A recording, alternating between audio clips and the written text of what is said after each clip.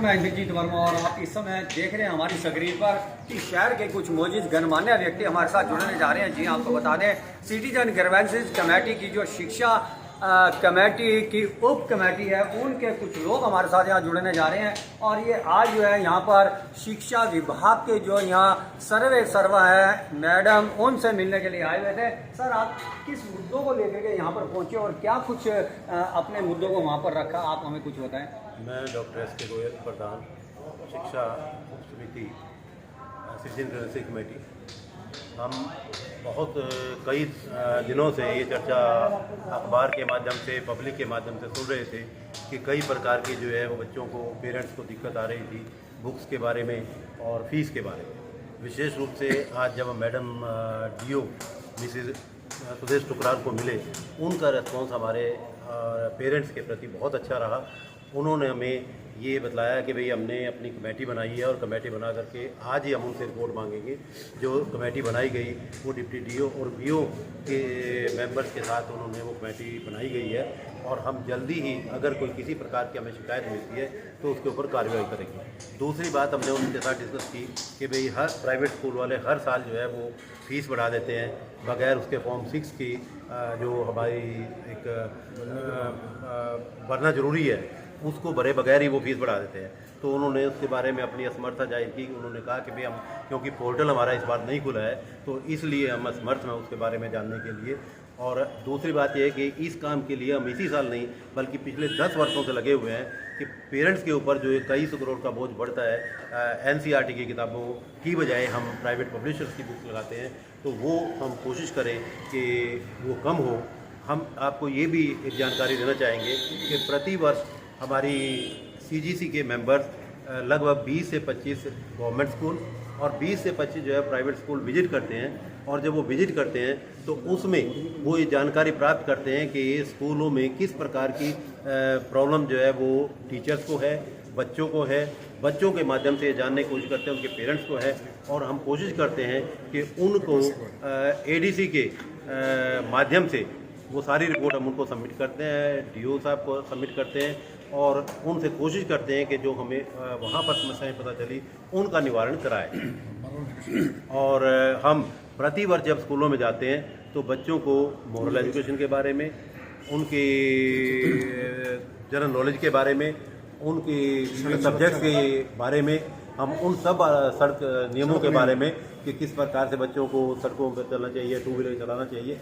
और हम कुछ वर्ष पहले एक बहुत ही आवश्यक काम, जो बच्चे आजकल बिना लाइसेंस के स्कूटर या टू व्हीलर चलाते हैं, तो हम कोशिश करते थे कि बच्चा जो 16 वर्ष का पूरा हो चुका था उसका अपना लर्निंग लाइसेंस, और जो बच्चा 18 वर्ष पूरा कर चुका था उसको हम रेगुलर लाइसेंस जो है बनवा करके देते थे। लेकिन वो स्कीम गवर्नमेंट के द्वारा बंद कर दी गई।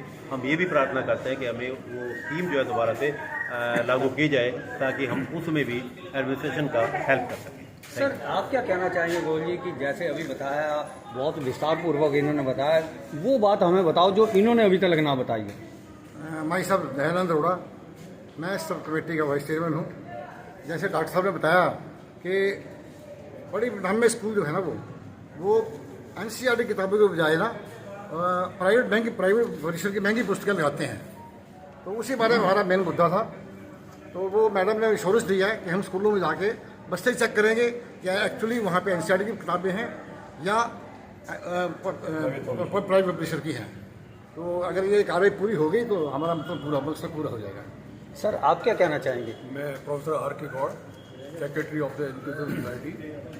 एक मुद्दा और है हमारा, वो ये है कि पहले 134 के अंदर जो पहले बच्चों को, गरीब बच्चों को एडमिशन मिलता था स्कूलों में, अच्छे स्कूलों में पढ़ने के लिए, वो पिछले 2-3 साल से बंद हो चुका है।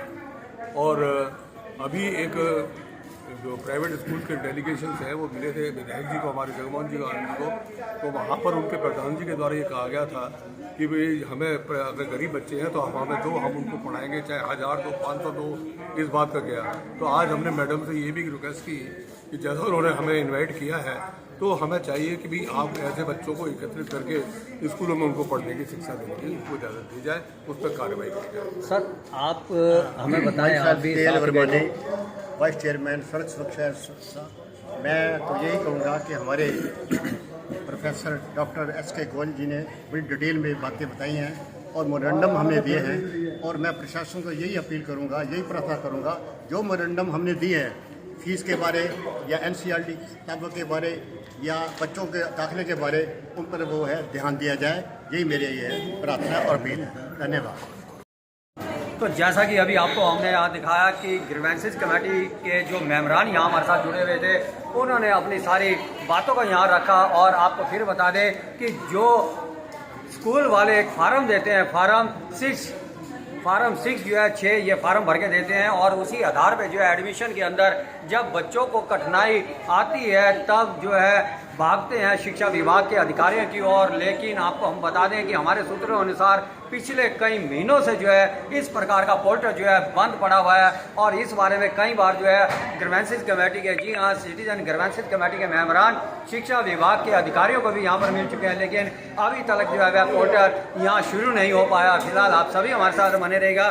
करनाल से इंद्रजीत वर्मा की रिपोर्ट।